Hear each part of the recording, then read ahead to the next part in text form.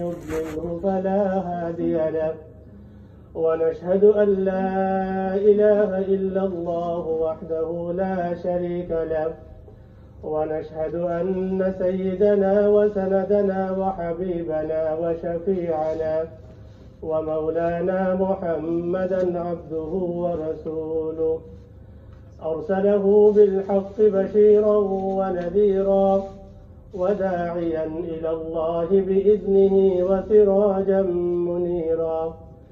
أما بعد، فقد قال الله تبارك وتعالى في كلامه المجيد وفرقانه الحميد: فأعوذ بالله من الشيطان الرجيم. بسم الله الرحمن الرحيم.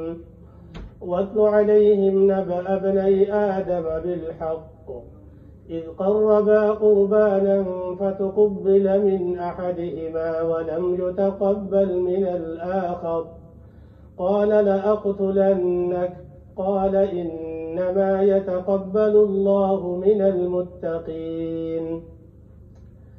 لئن بسطت إلي يدك لتقتلني ما أنا بباسط يدي إليك لأقتلك إني أخاف الله رب العالمين. قال أصحاب رسول الله صلى الله عليه وسلم: قلنا يا رسول الله ما هي الخاحية؟ قال: سنة أبيكم إبراهيم. اللهم صل على محمد وعلى آل محمد كما صليت على إبراهيم وعلى آل إبراهيم إنك حميد مجيد. اللهم بارك على محمد وعلى آل محمد كما باركت على إبراهيم وعلى آل إبراهيم إنك حميد مجيد. إن الله وملائكته يصلون على النبي يا أيها الذين آمنوا صلوا عليه وسلموا تسليما। সম্মানিত মুসল্লিয়ান کرام, সম্মানিত উপস্থিতি, সর্বপ্রথমে শুকরিয়া আদায় করছি যে মহান আল্লাহ সুবহানাহু ওয়া তাআলা আমাদের প্রত্যেককে পবিত্র ঈদুল আযহার 2 রাকাত ওয়াজিব নামাজ পড়ার জন্য আল্লাহ রাব্বুল আলামিন তার ঘরে আসার তৌফিক দান করেছেন। সেই জন্য আল্লাহ সুবহানাহু ওয়া তাআলার দরবারে মস্তক অবনত চিত্তে আমরা সবাই শুকরিয়া আদায় করি। আমরা সবাই বলি আলহামদুলিল্লাহ। যদি আল্লাহ রাব্বুল আলামিন আমাদেরকে সুযোগ করে না দিতেন, আসার সুযোগ না করতেন, যদি আল্লাহ রাব্বুল আলামিন আমাদেরকে সুস্থতা দান না করতেন, তাহলে ঈদের দিনে আমরা আল্লাহ রাব্বুল আলামিনের ঘরে আসতে পারতাম না। ঠিক এই মুহূর্তে দেখেন, চিন্তা করে, হাজার হাজার মানুষ অসুস্থ অবস্থায় আছে, হসপিটালের সিটে আছেন, কেউ বাসায় অসুস্থ অবস্থায় আছে।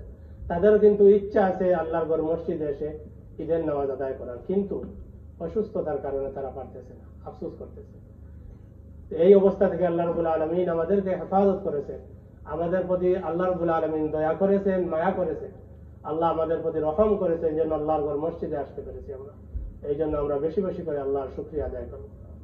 সাথে সাথে দরুদ ও সালাম প্রেরণ করছি মানবতার মুক্তির দূত সাইয়্যিদুল মুরসালিন রাহমাতুল লিল আলামিন হযরত মুহাম্মদ মুস্তাফা সাল্লাল্লাহু আলাইহি ওয়াসাল্লামের প্রতি, যার আগমনে এই পৃথিবী আলোকিত হয়েছে, যার আগমনে আমরা দিশার পথ পেয়েছি, তার প্রতি অত্যন্ত শ্রদ্ধা করে স্মরণ করছি সেই সব মর্দে মুজাহিদ ভাইদের কথা, যারা আল্লাহর জমিনে আল্লাহর দ্বীনকে কায়েম করার জন্য, যারা আল্লাহর জমিনে আল্লাহর দ্বীনকে বাস্তবায়ন করার জন্য তাদের জীবনের সবচেয়ে যে প্রিয় বস্তুটি তাদের প্রাণকে বিলিয়ে দিয়েছে ওকাতরে, সেই সব মর্দে মুজাহিদ ভাইদের কথা।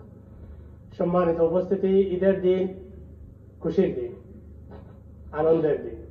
ঈদ শব্দের অর্থই হচ্ছে আনন্দ করা, খুশি করা, মত বিনিময় করা। যেহেতু ঈদ বারবার ফিরে আসে, এই জন্য ঈদের অর্থই হচ্ছে, ঈদের একটি অর্থ হচ্ছে বারবার ফিরে আসা। আদা ইয়াউদু থেকে বারবার ফিরে আসা, ঈদের অর্থ হচ্ছে বারবার ফিরে আসা। বছরে 2 দিন ঈদ হয়, বছরে ঈদ ফিরে আসে, একবার যায় আরেকবার ফিরে আসে, এই জন্য ঈদের অর্থই হচ্ছে বারবার ফিরে আসা। আরেকটা অর্থ হচ্ছে খুশি করা, আনন্দ করা, মত বিনিময় করা। তো আমি সংক্ষেপে রাসূল করিম সাল্লাল্লাহু আলাইহি ওয়াসাল্লামের ঈদের দিনের কিছু সুন্নাহ সংক্ষেপে 2-1 মিনিটে বলার চেষ্টা করবো ইনশাআল্লাহ। তো কিছু সুন্নাহ ইতিমধ্যে আমরা পাস করে এসেছি। আর কিছু সুন্নাহ আমাদের সামনে আছে, ইনশাআল্লাহ কাজে লাগবে। তো রাসূল সাল্লাল্লাহু আলাইহি ওয়াসাল্লাম ঈদের দিন প্রথম সুন্নাহ হিসাবে যেটা করেছেন, একেবারে সকালে ঘুম থেকে ওঠা, একেবারে ভোরবেলা ঈদের দিন এর্লি ঘুম থেকে ওঠা। ঈদের দিন এই অভ্যাস আমাদের সবার মধ্যে আছে, আমরা ঈদের দিন সকাল সকাল ঘুম থেকে উঠি আলহামদুলিল্লাহ। ঈদের দিন রাসূল সাল্লাল্লাহু আলাইহি ওয়াসাল্লাম একেবারে সকালে ঘুম থেকে উঠতেন। এরপরে ঈদের দিন ফজরের নামাজে উপস্থিত হওয়া।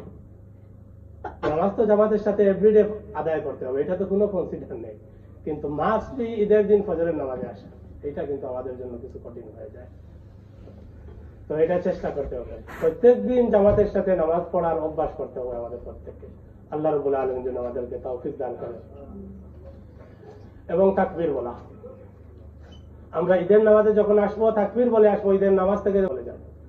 আমরা ঈদের দিনে সুন্নাহ হিসাবে এক রাস্তা দিয়ে আসবো, আরেক রাস্তা দিয়ে আমরা বাসায় যাব। এবং তাকবীর গুলো আমরা লাউডলি বলবো, জোরে জোরে বলবো, এতে শরম নেই। তো আপনার শুনে যদি আরেকজন বলে তাহলে আপনি এই সওয়াবের অংশীদার হয়ে যাবেন, এই জন্য তাকবীর গুলো আপনারা জোরে জোরে বলবেন। ঈদের নামাজে আসার আগে আপনি গোসল করাটা হচ্ছে আল্লাহর নবী সাল্লাল্লাহু আলাইহি ওয়াসাল্লামের একজন সাহাবায়ে কেরামের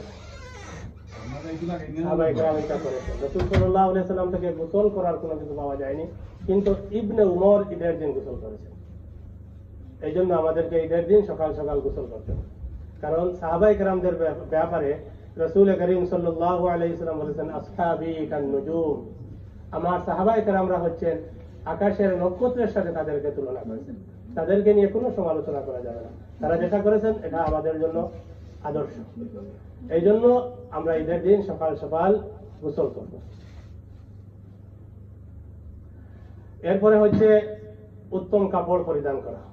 নতুন কাপড় পরতে হবে এটা কোনো কথা নয়, আপনার কাপড়ের মধ্যে থেকে সবচাইতে উন্নত মানের, সবচাইতে ভালো, সবচাইতে দামি কাপড় যেটা আছে সেইটা আপনি সুন্দর করে এইটা পরবেন, এইটা ধুয়ে আয়রন করে এইটা আপনি পরবেন ঈদের দিন। আর যদি কিনতে পারেন ভালো, আলহামদুলিল্লাহ। না কিনতে পারলে আপনার কাপড়ের মধ্যে থেকে যেইটা সবচেয়ে উন্নত মানের ভালো সেইটা আপনি ঈদের দিন পরবেন। পারফিউম, আতর এইগুলা ব্যবহার করা সুন্নাহ। আর কুরবানির ঈদে কোনো কিছু না খেয়ে আসাটা হচ্ছে সুন্নাহ।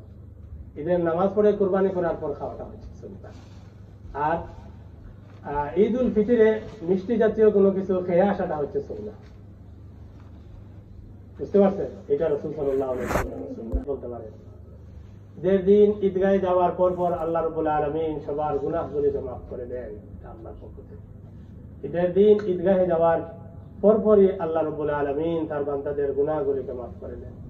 আলহামদুলিল্লাহ, আল্লাহ রাব্বুল আলামিন যেন আমাদের সবার গুনাহগুলিকে যেন মাফ করে দেন। যেহেতু কুরবানির ঈদের দিন, কুরবানি নিয়ে একটু আলোচনা করি। যদি আল্লাহ রাব্বুল আলামিন আমাকে তৌফিক দান করেন তবে আল্লাহর কাছে সাহায্য চেয়ে নেই। ওয়া তাওফীকি ইল্লা বিল্লাহ আলাইহি তাওয়াক্কালতু ওয়া ইলাইহি উনীব। কুরবানির বিধান আল্লাহ রাব্বুল আলামিন সূরা মাইদার 27, 28 এবং 29 নম্বর আয়াতে আল্লাহ রাব্বুল আলামিন বলেছেন, ওয়াতলু আলাইহিম নাবা আবনাই আদম বিল হক ইয কাররাবা কুরবানান ফাতাকাব্বালা মিন আহাদিহিমা ওয়া লাম ইতাকাব্বাল মিন আল আখার ক্বালা লা আকতুলান্নাক ক্বালা ইন্নামা ইয়াতাকাব্বালু আল্লাহু মিনাল মুত্তাকিন। কুরবানিটা মূলত এসেছিল ওয়ালিকুল্লি উম্মাতিন জাআলনা মানসাকা। আল্লাহ বলতেছেন অন্য আয়াতে সূরা হজের একটি আয়াতে, ওয়ালিকুল্লি উম্মাতিন জাআলনা মানসাকা, আমি প্রত্যেক জাতির প্রত্যেক নবীর উম্মতদের উপর কুরবানির বিধান রেখেছিলাম, শুধু উম্মতে মুহাম্মাদের উপর নয়, প্রত্যেক নবীর উম্মতের উপর কুরবানির বিধান আল্লাহ রাব্বুল আলামিন রেখেছেন। এক এক জাতির উপর এক এক রকম, ধরনটা ছিল ভিন্ন, কিন্তু কুরবানি ছিল সবার উপর। আল্লাহ বলতেছেন ওয়ালিকুল্লি উম্মাতিন জাআলনা মানসাকা। তো কুরবানি শুরু হয়েছে আদম আলাইহিস সালাতু ওয়াস সালাম থেকে, প্রথম শুরু হয়েছে যখন আদম আলাইহিস সালাতু ওয়াস সালামের দুই পুত্র হাবিল এবং কাবিল তাদের সুন্দরী বোনকে বিয়ে করার জন্য কম্পিটিশন শুরু করেছিল।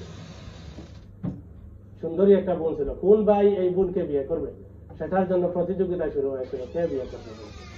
তখন আল্লাহর পক্ষ থেকে আদম আলাইহিস সালাতু ওয়াস সালামকে জানিয়ে দেওয়া হয়েছিল যে হে আদম, তুমি তোমার সন্তানদেরকে বলে দাও তারা যেন কুরবানি করে। সেইখান থেকে কুরবানি শুরু হয়েছে। এটা কোরআন দলিল, সূরা মাইদার 27 এবং 28 নম্বর আয়াত, আপনারা পড়ে নিতে পারেন। তো তারা দুই ভাই কুরবানি করেছিল, আদম আলাইহিস সালাতু ওয়াস সালামের কথা মতো দুই ভাই কুরবানি করেছিল। একজনের কুরবানি আল্লাহ রাব্বুল আলামিনের দরবারে কবুল হয়েছিল, আর একজনের কুরবানি কবুল হয় নাই। তো যার কুরবানি কবুল হয়েছে নিয়ম অনুপাতে সেই সুন্দরী বোনকে বিয়ে করবে। আর কবুল কিভাবে হয়েছে এটা বুঝবে কিভাবে? আকাশ থেকে এক খণ্ড অগ্নিরশি এসে যার কুরবানির মাংসটাকে জ্বালিয়ে দিবে, ধরে নিতে হবে তার কুরবানি আল্লাহর দরবারে কবুল হয়ে গেছে। তো এক ভাই কুরবানি কবুল হয়েছে, এক ভাই কুরবানি কবুল হয় নাই। যার কুরবানি কবুল হয়েছে সে বলছে, যার কবুল হয় নাই, যার কুরবানি কবুল হয় নাই সে বলছে যে আমি অবশ্যই তোমাকে হত্যা করব। ভাইকে একটা জেলেসি আছে না, যে সুন্দরী বোনকে আমি বিয়ে করতে পারতাম না, একটা জেলেসি তো আছেই, মানুষ তো। তো যার কুরবানি কবুল হয় নাই আপসেট, ভাইকে বলতেছে আমি অবশ্যই তোমাকে হত্যা করব। ক্বালা ইন্নামা ইয়াতাকাব্বালুল্লাহু মিনাল মুত্তাকিন। আল্লাহ বলতেছেন আমি এইভাবেই আমার মুত্তাকি বান্দাদের কুরবানি কবুল করে থাকি।